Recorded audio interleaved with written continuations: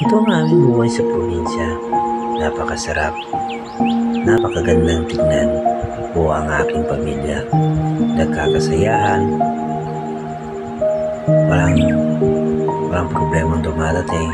Kahit anong dumating na pagsubok sa aming pamilya ay sama-sama kami lulutusin to. Masaya lang sa probinsya. Kahit anong hirap ng buhay namin, kaya pa namin tumawa, kaya namin maging masaya. Dahil ito ang buhay namin sa probinsya eh. Simple lang. Kahit isang kahit isang tuka, ang mahalaga naman, nagkakasama at nagmamahalan. Masarap ang buhay sa probinsya. Kahit anong hirap ng buhay, basta sama-sama ang pamilya sa lahat ng hamon ng buhay. Ngayon naman, kahit simple lang kami, masaya kami.